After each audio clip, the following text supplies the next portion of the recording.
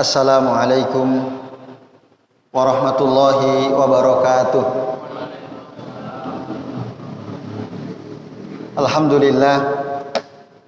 Alhamdulillahilladzi hadana li hadza wa ma kunna linahtadiya laula an hadanallah.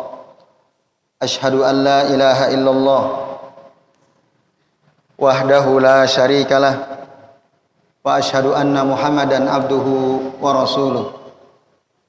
Allahumma sholli wa sallim wa barik ala Muhammad wa ala ali Muhammad kama shallaita wa barakta ala Ibrahim wa ala ali Ibrahim fil alamin innaka Hamidum Majid. Amma ba'du.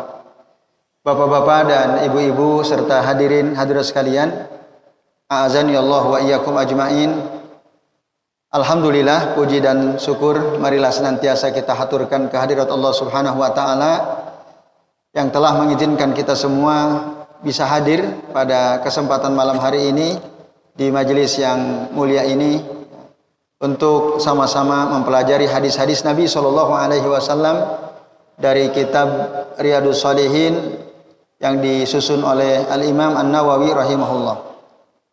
Bapak Ibu dan hadirin sekalian, pada kesempatan malam ini insyaallah kita akan melanjutkan bab tentang tawadhu. Hadis nomor 604 ya, atau 603 maaf. Pada pertemuan yang lalu ya, kita sudah membahas sampai hadis nomor 602 atau hadis pertama dari bab tawadhu. Sekarang kita akan membahas hadis yang kedua ya. Baik Bapak Ibu, mari kita perhatikan bagi hadirin dan hadirat sekalian yang membawa kitab silakan dibuka. Hadis kedua bab tentang tawadhu.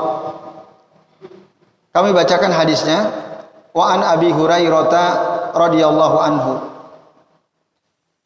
anna Rasulullah sallallahu alaihi wasallam qala, sesungguhnya Rasulullah sallallahu alaihi wasallam bersabda, "Ma naqasat shadaqatun mim malin wa ma zadallahu 'abdan bi afwin illa izzan wa ma tawadha'a ahadun lillahi illa rafa'ahu Allah." Hadis akhrajahu Muslim. Yang artinya Bapak Ibu sekalian ya, Nabi mengatakan tidaklah sedekah itu mengurangi harta. Apa yang kita sedekahkan itu tidak mengurangi harta kita. Nah, la ma naqasat shadaqatun mim malin wa ma zadallahu 'abdan bi afwin illa izzan. Dan tidaklah Allah akan menambah bagi seorang hamba bi afwin, dengan dia memaafkan seseorang yang bersalah ya kepadanya, illa izzan, melainkan Allah akan tambah dia kemuliaannya. Kalau ada orang berbuat buruk, berbuat jelek kepada dirinya, lalu dia maafkan orang yang berbuat jelek itu, tidak akan Allah tambah kecuali kemuliaan, illa izzan. Wa ma tawadha'a ahadun lillah illa rafa'ahu Allah. Dan tidaklah seseorang bersikap tawadhu, rendah hati karena Allah, illa kecuali rafa'ahu Allah. Allah akan angkat derajat dia, tentu di sisi Allah Subhanahu wa taala. Bapak-bapak dan ibu-ibu ya serta hadirin dan sekalian, jelas sekali hadis ini ya. Tadi ada kata tawadhu, wa ma tawadha'a ahadun tadi. Hadis ini sangat kuat kaitannya dengan bab yang kita sedang bahas, bahkan mungkin ini bisa termasuk hadis utama ya. Jadi dalam hadis ini dijelaskan fadilatut tawadhu, keutamaan orang yang bersikap tawadhu, tentu lillah tadi ya, karena Allah. Maka orang yang bersikap tawadhu di sisi Allah, dia akan diangkat derajatnya, illa rafa'ahullah. Oleh karenanya Bapak Ibu ya, jangan segan-segan untuk bersikap tawadhu, karena Allah akan muliakan orang tersebut, Allah akan tinggikan derajatnya.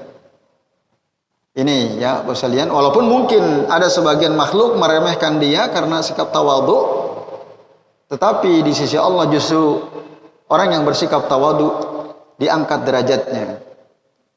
Nah ini ya kaitan hadis ini dengan bab yang kita sedang bahas. Jadi sekali lagi tawadhu itu adalah sikap utama yang sebaiknya dimiliki oleh setiap muslim.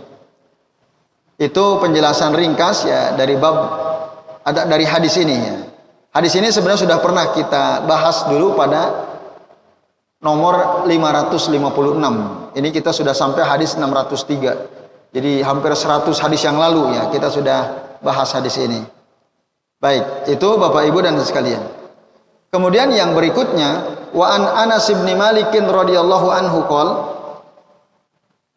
wa an Anas radhiyallahu anhu, dari Anas radhiyallahu anhu, annahu marra ala sibyanin, sesungguhnya Anas suatu kali pernah berjalan melewati anak-anak.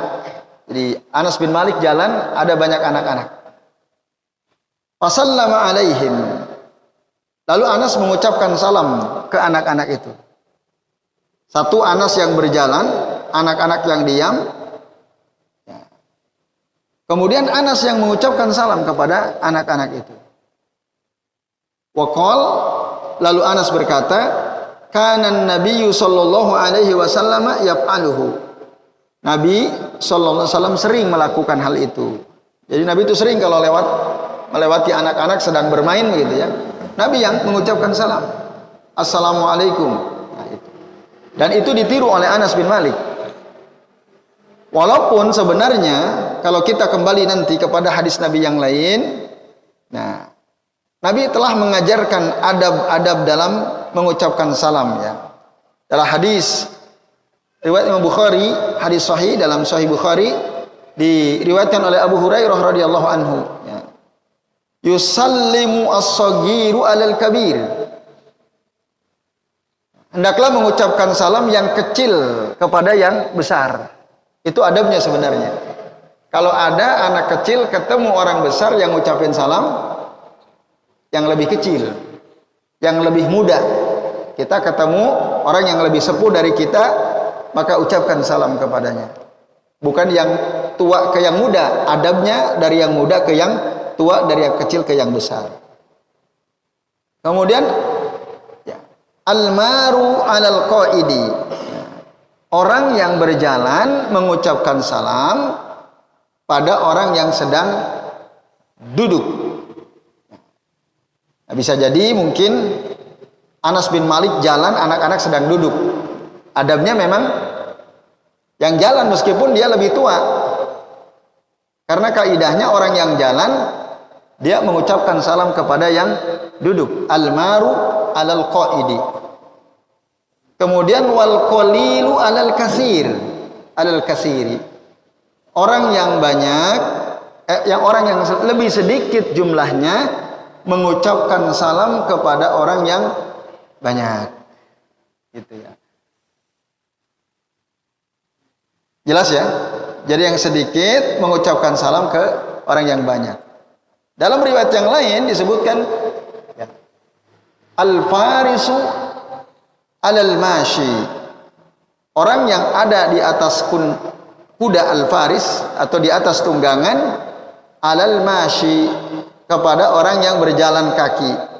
Jadi Bapak Ibu, kalau kita di jalan ketemu seseorang, kita naik motor, adabnya yang naik motor itulah yang mengucapkan salam kepada dia yang berjalan kaki. Al-farisu alal mashi, al-maru alal qaidi atau alal jalisi. Nah, ini ya Bapak-bapak dan Ibu-ibu serta sekalian. Tapi kalau dibalik bagaimana? Harusnya kan tadi anak-anak kepada orang dewasa kan? Ini dibalik. Anas yang mengucapkan salam kepada anak-anak. Nah, kami akan terangkan dulu hukum jika terbalik. Jika terbalik. Boleh hukumnya dibalik gitu ya. Yang duduk ngucapin salam sama yang berjalan, yang berjalan kaki ngucapin salam sama yang naik motor. yang banyak mengucapkan salam ke yang sedikit. Nah, hukumnya jaizun, boleh. Ya. Maka disebutkan di sini, Bapak sekalian, idza sallama al-kabiru ala shagir. Kalau ada orang yang sudah dewasa mengucapkan salam kepada yang kecil, au sallamal jalisu alal mashi, atau orang yang duduk mengucapkan salam kepada orang yang berjalan, au sallamal mashi alar raqibi, atau orang yang berjalan kaki mengucapkan salam kepada orang yang di atas kendaraan, jaza, boleh, hukumnya boleh. Walakinnahu khilafal afdali, akan tetapi ini ya menyelisihi yang lebih utama. Yang utamanya sesuai sunnah Nabi, gitu. Sesuai sunnah Nabi. Itu adabnya seperti itu. Nah, maka perlu juga anak-anak dikasih tahu. Nah, mungkin bisa jadi Anas bin Malik, satu jelas dia ngikutin Rasul SAW. Lah kok Rasul mengucapkan salam ke anak-anak? Karena anak-anak kan belum, mungkin adabnya belum tahu, belum sampai. Maka Nabi ngajarin. Beliau yang mengucapkan salam duluan. Nah, ini Bapak Ibu dan hadirin sekalian. Tapi kalau sama-sama, misalnya ada dua kelompok orang, sama banyak, 10 dengan 10. Ya kan? Mungkin nggak itu terjadi? Mungkin. Atau ini 3 orang, ini 3 orang. Yang dari selatan mau ke utara, yang utara ke selatan, ketemu di jalan. Jumlahnya sama-sama 3. Usianya sama-sama sudah dewasa. Mana yang lebih dulu mengucapkan salam? Dalam hadis tadi tidak disebutkan. Tetapi para ulama menjelaskan, jika itu yang terjadi, ya. Jadi, idza kanat al-jama'atani mutakafi'ataini mutasawiyatain, kalau ada dua kelompok orang jumlahnya sama, mana yang lebih dulu? Nah, lalu dikatakan fa khairuhum alladzi yabda'u bis salam wa yabtatihahu. Yang terbaik kalau itu yang terjadi, siapa yang lebih dulu mengucapkan salam, itulah yang terbaik. Karena sama-sama haknya. Nah, kalau dalam keadaan seperti itu, yang lebih dulu mengucapkan salamlah yang terbaik. Tapi tadi kalau satu berdiri, satu duduk, yang berdiri. Satu jalan, satu duduk, yang jalan.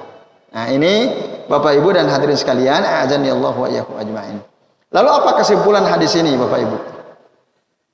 Ya, yang pertama, hadis ini menunjukkan pentingnya mendidik anak-anak, melatih anak-anak tentang adab-adab syar'i, al-adab asy-syar'iyyah. Bahwa kalau ketemu orang itu ucapkan salam. Itu memang perlu ditarbiyah, perlu ditadrib.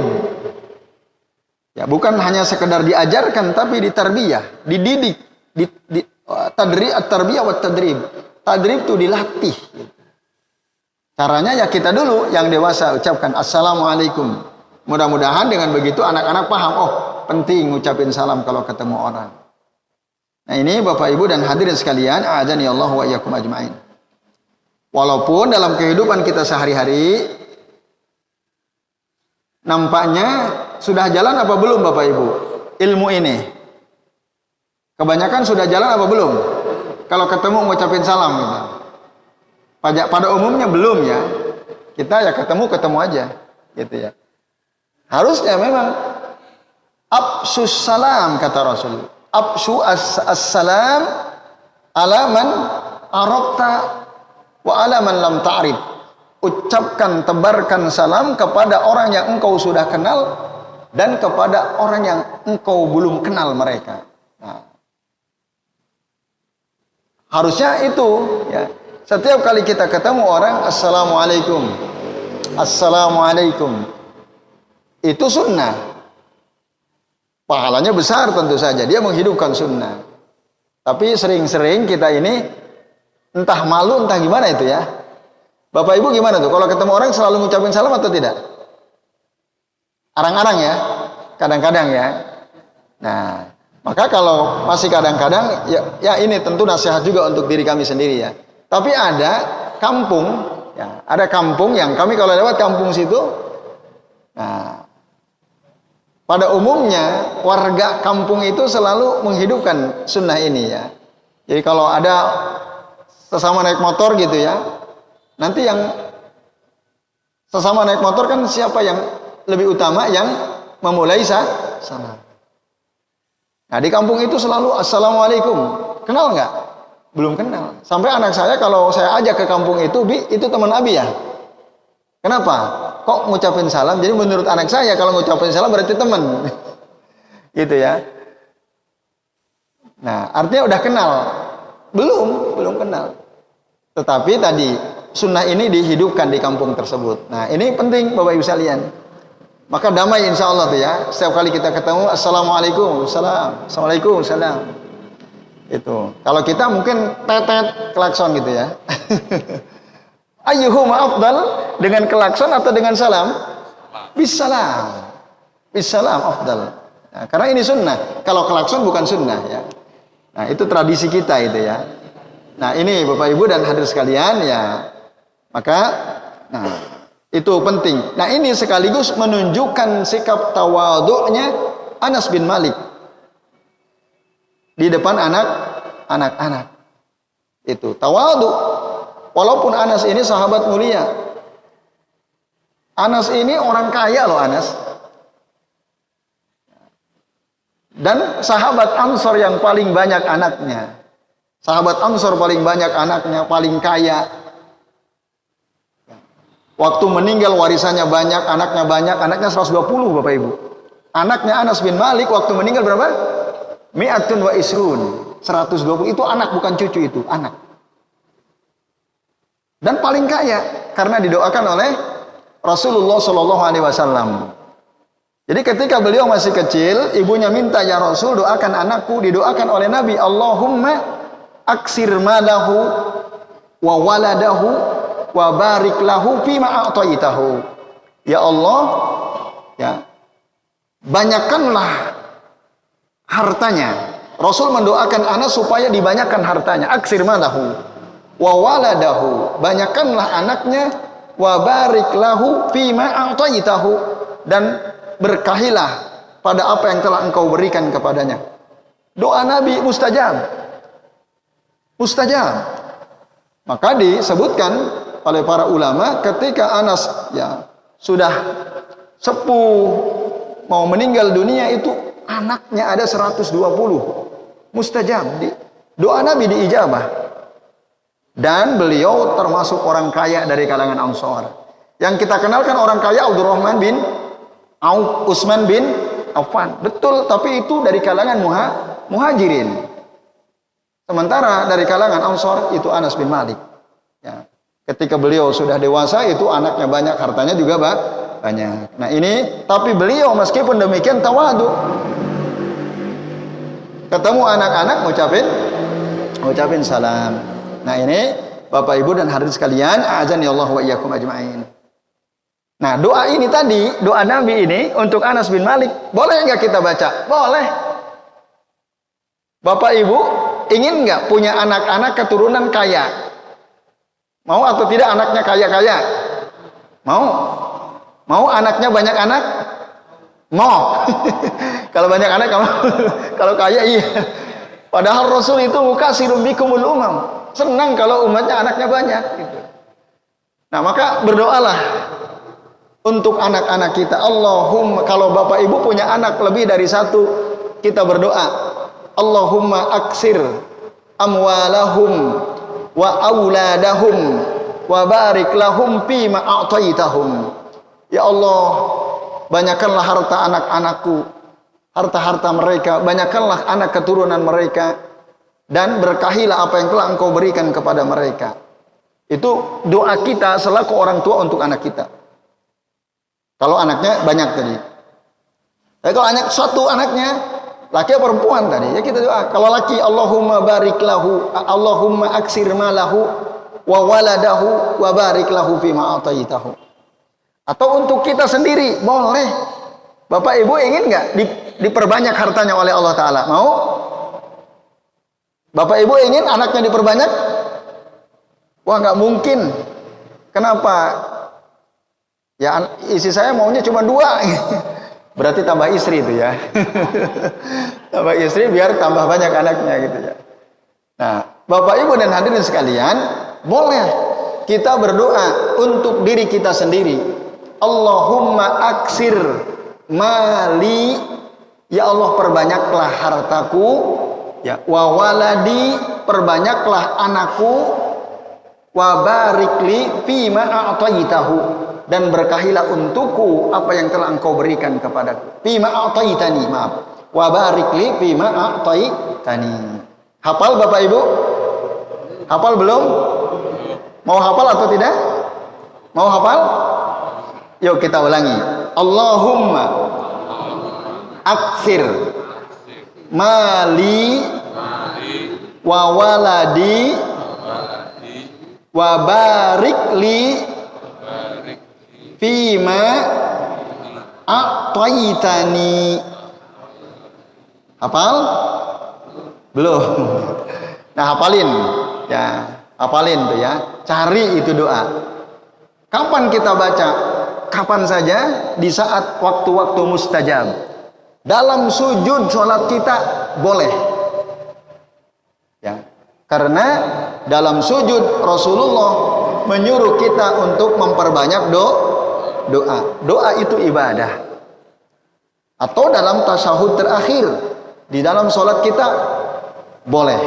Itu juga waktu yang apabila kita berdoa Allah sangat dengarkan doa kita. Ya. Jadi doa yang asma paling didengar oleh Allah Ta'ala, salah satu diantaranya fi duburi kulli sholawatil maktubah, di akhir setiap sholat fardu. Atau antara azan dan iqamah, daripada ngobrol mendingan berdoa tuh. Nah, Bapak Ibu dan sekalian, sungguh-sungguh berdoanya, hatinya fokus. Semoga kita semua diijabah doanya oleh Allah Ta'ala. Amin ya rabbal alamin. Hafalkan tuh doa tadi. Nah, baik, itu. Jadi Anas ini sebenarnya sahabat mulia, dekat dengan Nabi, ya. Didoakan oleh Nabi jadi orang kaya, anak keturunannya banyak. Tapi ketika ketemu anak-anak, beliau mengucapkan salam duluan. Nah, karena apa? Beliau mengatakan kanan Nabi sallallahu alaihi wasallam yaf'aluhu. Karena Nabi SAW melakukan hal itu. Jadi beliau betul-betul ittiba kepada Nabi sallallahu alaihi wasallam. Jadi ini Bapak Ibu dan hadirin sekalian, a'adzani Allah wa iyyakum ajmain. Kemudian yang ke-605, satu hadis lagi. Masih dari Anas bin Malik radhiyallahu anhu. Qol, dia mengatakan, in kanatil amatu min ima'il madinati la ta'khudhu bi yadin nabiyyi sallallahu alaihi wasallam. Jadi, ya, ada hamba sahaya wanita dari hamba-hamba sahaya yang tinggal di Madinah, la ta'khudhu bi yadin nabiyyi sallallahu alaihi wasallam.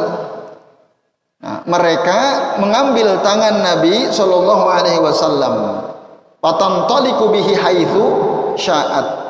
Lalu ya, si budak-budak wanita itu bisa bebas ya, mengajak Nabi sallallahu alaihi wasallam haitsu sya'at, kemana mereka mau, ya Bapak Ibu dan sekalian. Atau dalam riwayat yang lain disebutkan ya, fakhala ma'aha fi ba'dit turuq. Jadi Rasul kalau di jalanan Madinah ketemu dengan hamba-hamba sahaya wanita. Nah, lalu si hamba sahaya wanita itu ingin ngobrol, ketemu dengan Nabi, konsultasi dengan Nabi, ya Nabi tidak pernah menolak gitu. Dimanapun si hamba-hamba budak-budak wanita itu ingin ya bertanya kepada Nabi, ingin konsultasi dengan Nabi sallallahu alaihi wasallam, itu Nabi tidak pernah menolaknya. Nah, ini kata Anas bin Malik, dan hadis ini sahih riwayat Imam Bukhari. Nah, Bapak Ibu dan hadirin sekalian, lalu apa faedah dari hadis ini? Nah, yang pertama, hadis ini menjelaskan Nabi itu sebagai pimpinan, sebagai khalifah, ya, sebagai imamul ummah ya, imam umat, itu beliau biasa, kalau dalam istilah sekarang tuh belusukan gitu ya, berjalan ketemu dengan masyarakat, bergaul dengan mereka, bahkan dengan orang-orang yang tadi budak-budak, itu biasa. Jadi sebenarnya pemimpin turun bertemu langsung dengan rakyat itu udah dicontohkan dari dulu oleh Nabi Shallallahu Alaihi Wasallam. Nah, maka Nabi begitu, temui mereka, didekati mereka, supaya satu, Nabi bisa memenuhi hak mereka. Dua, Nabi bisa memberikan petunjuk kepada mereka.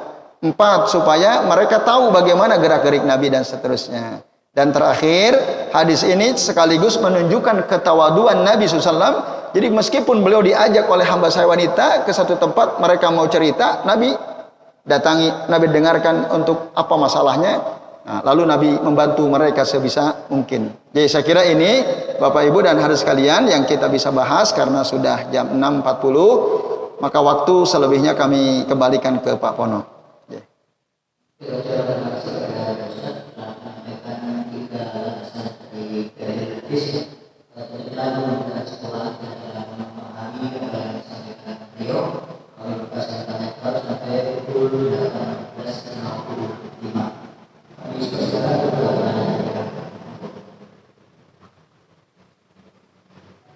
Monggo Bapak Ibu jamaah kalau ada yang mau tanyakan.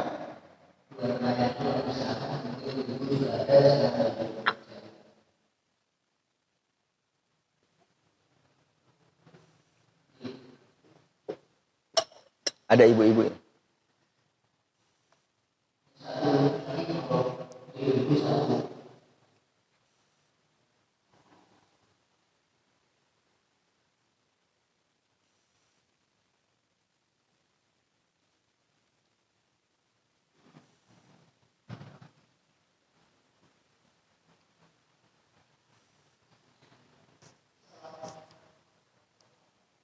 Waalaikumsalam warahmatullahi wabarakatuh.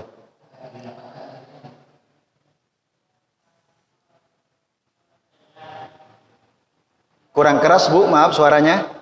Agak didekatkan ke speaker.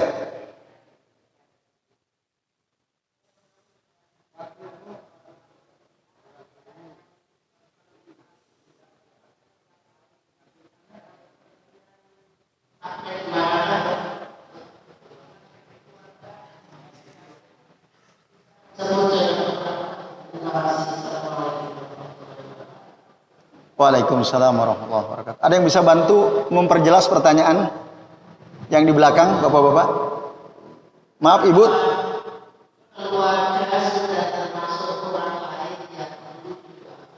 Oh ya, keluarga ya. Keluarga yang dimaksud Bapak, Ibu, Paman, Bibi gitu? Oke, baik. Ya. Udah jelas Pak Pono? Langsung dijawab? Oke.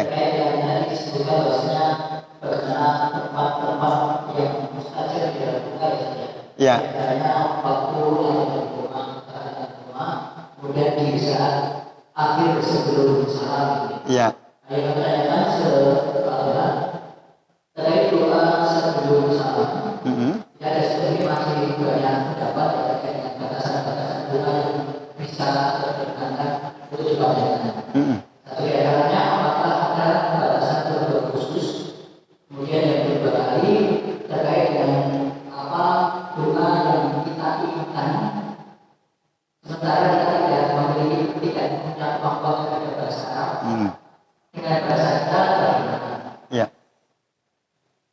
Kemudian yang kedua terkait dengan kebiasaan kita di antaranya kita masih sebagai dari saudara kita banyak yang menempatkan doa itu setelah salam, setelah akhir. Bagaimana hukumnya? Ya, terima kasih. Ya. Waalaikumsalam warahmatullahi wabarakatuh. Terima kasih Ibu dan Pak Pono ya. Yang pertama Ibu, apakah keluarga boleh kita doakan? Oh, sangat boleh gitu. Ya, sangat boleh. Orang lain saja kita doakan bisa diijabah oleh Allah, mustajab. Apalagi keluarga sendiri. Dalam satu riwayat mengatakan, tidaklah ada salah seorang di antara kalian yad'u li akhihil muslimi khairan illa qala al malakul muwakkalu lahu amin walaka bimislin. Tidaklah ada salah seorang di antara kalian mendoakan saudaranya yang muslim dengan doa kebaikan ala zahril ghaibi, tanpa sepengetahuan orang yang kita doakan itu, maka faqala al malakul muwakkalu lahu, maka malaikat yang ditugasi Allah untuk menjaganya, dia mengucapkan amin. Malaikat mengaminkan. Bahkan dia mengatakan walaka bimislin, dan semoga kamu juga mendapatkan kebaikan yang engkau panjatkan untuk orang lain yang tidak tahu itu tadi, yang dia nggak tahu kita doakan. Nah, maka itu untuk orang lain. Ya, mungkin teman kita, ya, mungkin juga saudara kita.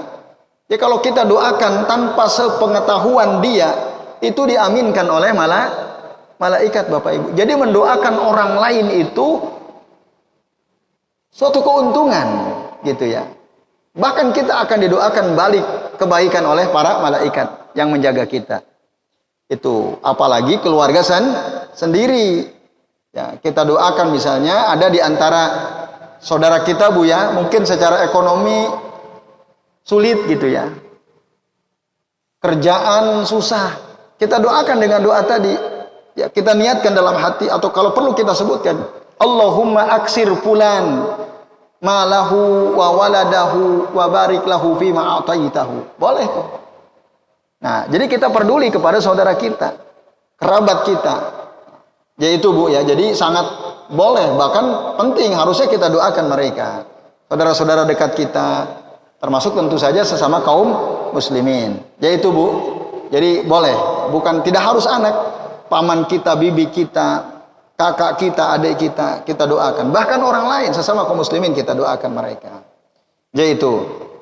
Lalu yang kedua, Bapak sekalian, nah, tadi kami sebutkan di antara tempat yang mustajab waktu kita sholat itu adalah saat tasyahud terakhir. Ketika Nabi SAW ditanya, ya Rasulullah, ayu doa asma, doa Rasul, kapan doa yang paling didengar oleh Allah Subhanahu Wa Taala? Dua jawaban Nabi. Yang pertama, fi jaufil lail, di tengah malam. Yang kedua, fi duburi kulli shalawatil maktubah, di akhir setiap sholat maktubah, sholat fardu. Di akhir yang dimaksud apa? Qoblas salam, bukan ba'das salam, qoblas salam. Jadi kalau kata dubur kita temukan dalam hadis ada kaitannya dengan sholat, itu maknanya qoblas salam, sebelum salam. Kalau kaitannya dengan masalah doa itu, maka ya, ketika sahabat diajarkan oleh Nabi tentang bagaimana cara bertasyahud, lalu di bagian akhir Rasul mengatakan, ya, falyatakhayyar minad du'a alladhi a'jabahu ilaihi fayad'u, kata Rasul. Setelah dia baca tasyahud, baca salam, tasyahud, salawat kepada Nabi, falyatakhayyar, hendaklah dia memilih. Falyatakhayyar, ya, ad-du'a alladhi a'jabahu ilaih, doa-doa yang dia suka, a'jabahu ilaih. Jadi Rasul menyuruh kita untuk membaca, memilih mana doa-doa yang kita suka, fayad'u, maka berdoalah dengan doa-doa yang dia suka itu, yang dia inginkan itu. Kapan? Di tasyahud terakhir itu, sekali. Nah, kata ad-du'a di situ disebut dengan lafaz umum, lafaz yang menunjukkan al-am, keumuman. Artinya apa? Doa apa saja yang Bapak Ibu ingin panjatkan kepada Allah, panjatkanlah. Di antaranya di tasyahud terakhir. Doa apa saja? Tentu saja yang pertama doa-doa yang diajarkan Rasul dulu. Ya, setelah nanti membaca sholawat Ibrahimiyah itu ya, sampai innaka hamidum majid, lalu kita mohon perlindungan dari 4 perkara, lalu saya itu kita tambah, terserah Bapak Ibu mau minta doa apa. Bahkan minta urusan dunia silahkan. Tadi misalnya kita tambah Allahumma aksir mali wa waladi wa barik li fima a'taitani, itu boleh. Sama seperti kita dalam sujud itu. Saya dulu pernah share ya video dari Syekh Muhammad bin Shalih Al-Utsaimin. Kita minta urusan dunia boleh, dalam sujud juga boleh bahkan. Kalau Bapak Ibu mau ini cek di grup dulu pernah kami share ya di grup Al-Fatah di antaranya. Nah, ini Bapak Ibu dan sekalian. Itu. Jadi yang dimaksud ya fi duburi kulli shalawatil maktubah itu di dalam salat di tasyahud terakhir. Yaitu silahkan Bapak Ibu mau baca doa apa saja. Saya punya keinginan tapi nggak bisa bahasa Arabnya. Terus piye? Bahasa Indonesia nggak boleh. Oh, kenapa nggak boleh? Bukankah Allah paham seluruh bahasa? Betul, Allah paham semua bahasa. Tetapi kalau kita berdoa dengan bahasa Indonesia kan nggak boleh dilafalkan. Karena Nabi tidak pernah berzikir berdoa dalam sholat dengan bahasa selain bahasa Arab. Kalau Bapak Ibu ada sebagian mengatakan silahkan tapi dalam hati, tidak dilafalkan. Tapi kalau kita berdoanya dalam hati berarti lisan kita diem. Sementara waktu kita sholat nih lisan tidak boleh diem. Lisan itu hanya boleh diam ketika mendengarkan imam membaca surah Al-Fatihah atau membaca surah. Setelah itu ini mulut tidak boleh diam, zikir terus itu. Nah, maka kalau nggak bisa dengan bahasa Arab, belajar dulu gitu, baca dulu, hafalkan dulu apa doa yang kita inginkan. Oh, saya ingin begini-begini, silahkan tanya ustadz yang kira-kira bisa menerjemahkan ke dalam bahasa Arab. Saya itu nanti Bapak Ibu silahkan baca, tapi dengan bahasa Arab. Yaitu yang terakhir Bapak Ibu, ya para ulama diantaranya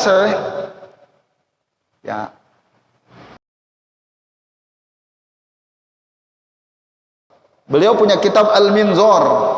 Di dalam kitab itu dijelaskan di antara kekeliruan yang dilakukan oleh sebagian kaum muslimin adalah apa? Berdoa setelah sholat fardu, apalagi dengan angkat tangan.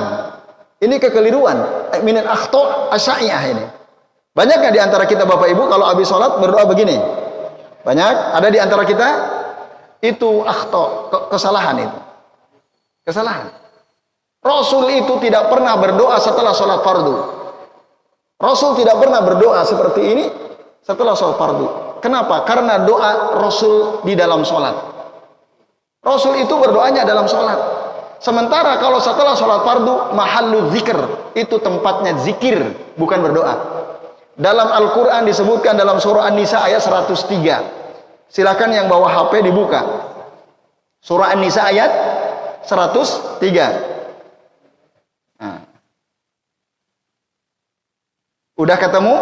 Coba perhatikan. Allah Subhanahu wa taala berfirman, "Fa idza qadaytumus sholata", apabila kalian telah selesai melaksanakan salat, fadzkurullah. Fadzkurullah, berzikirlah kepada Allah. Perintahnya adalah fadzkurullah qiyaman wa qu'udan wa 'ala junubikum. Baik dalam keadaan berdiri, duduk atau berbaring, berdoa. Berzikir. Jelas ayatnya. Silakan buka surah An-Nisa ayat 103. Oleh karenanya, ba'da sholat fardu itu tempatnya zikir. Doa itu tempatnya di dalam sholat. Gitu. Gimana kami mau doa, wong imamnya cepet banget, sujudnya cepet, tasyahud akhirnya cepet. Kapan kami doa? Nah, itu imam yang perlu belajar lagi tuh imam. Imam kasihan tuh makmum, kasih kesempatan. Maka sujudnya Rasul itu hampir sama dengan berdirinya. Tasyahudnya itu hampir sama lamanya dengan berdirinya. Karena apa? Memperbanyak doa Bapak Ibu. Bahkan perintahnya jelas. Ya, kata Nabi, sujud itu fa'aksiru ad-du'a. Perbanyak dalam sujud itu doa. Itu. Bahkan wa amma sujud, dan adapun sujud fajtahidu fihi ad-du'a fa innahu qaminun an yustajaba lahu. Dan adapun ketika sujud, perbanyaklah bersungguh-sungguh berdoa karena itu sangat pantas untuk diijabah oleh Allah taala. Jadi baik itu Pak Pono yang bisa kami sampaikan. Mohon maaf ya waktunya mungkin kelewat sedikit. Jadi semoga Bapak Ibu kita bisa amalkan ini. Imam-imam perhatikan ya, sujud tambah banyak doanya. Tasyahud akhir jangan cepet-cepet. Kasih kesempatan untuk banyak berdoa. Disitulah tempat kita berdoa. Kalau habis sholat Zikir gitu. Bukan berdoa. Nah, cuman terakhir nih Pak Pono, maaf ya, ini supaya tuntas. Jadi kalau imam nggak kasih kesempatan gimana? Doanya nanti setelah sholat rawatib. Baru kita angkat tangan tuh setelah rawatib. Setelah fardu itu zikir. Gitu.